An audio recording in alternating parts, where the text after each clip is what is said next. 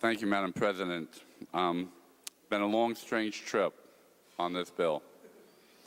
Some of us were dealing with the very earnest, very dedicated, very hardworking folks from the Coalition Against Trafficking back at the beginning of this session.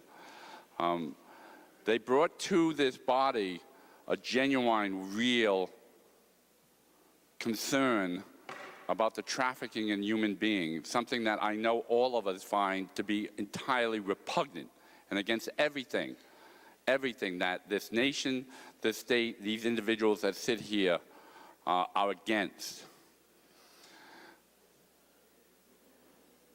In following up, there was an expressed desire by that coalition to find the tools necessary to help these folks who are being trafficked, who were in fact victims. On the House side, they had proposed criminalization, making it a crime. That seemed to us to be very contrary, or at least some of us, to be very contrary to the purposes to which we were dedicating ourselves to help people who were in these very unfortunate circumstances. And really, through the tremendous work of Senator Jabbour, my chair, Michael McCaffrey, the leadership, and Rick Corley, the attorney, one of the attorneys for Judiciary, I thought we came up with a really sound plan that gave law enforcement all the tools necessary to investigate and to discover these circumstances, but didn't have the aspect of further punishing people who were involved in this trade. And all of the information I got, and I did a lot of learning on this, all of the information I said is that by penalizing, by criminalizing in this fashion, we would have the unfortunate aspect of making the activity more underground, more dangerous, and in fact, less able to prosecute the traffickers, the ones that we were originally dedicated to going after. There is a difference of opinion on that. And to the extent that I think many of you want to vote for this bill, I understand that difference of opinion. And I cannot predict the future, nor can you.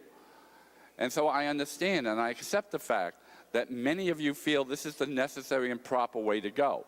It is, in fact, at this point, the only way to go. But I have to tell you that my apprehension is such, and a respect for all of you I have to address to you, that my apprehension is such that I cannot support the bill.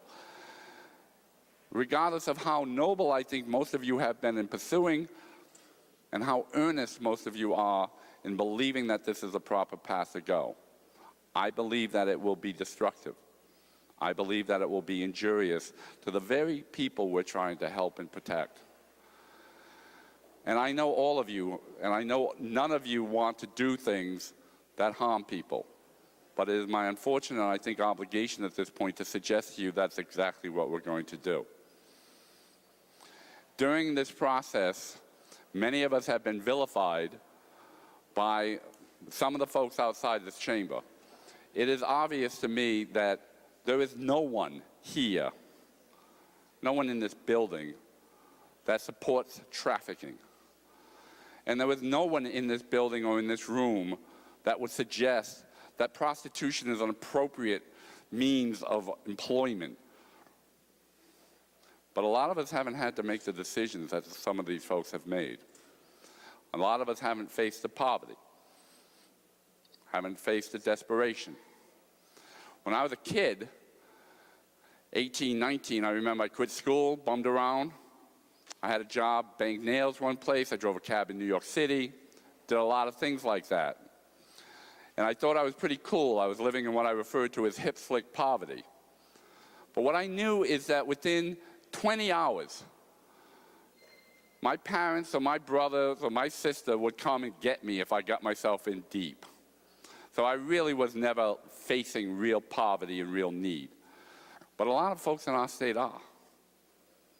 A lot of folks in our state are. And I'm not going to condemn the decisions they make.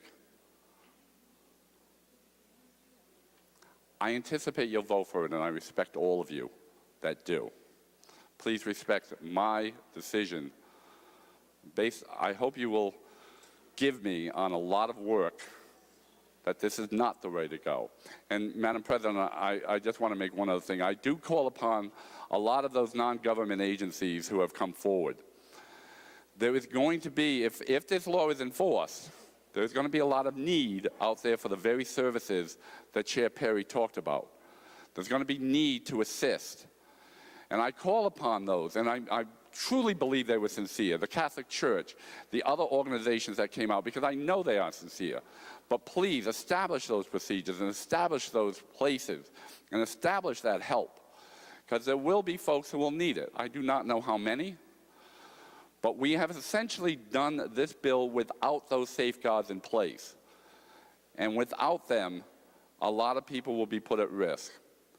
We do not have the wherewithal right now to address that issue, but I do hope that those who have come forward earnestly in trying to protect and help these people will be available when that need arises.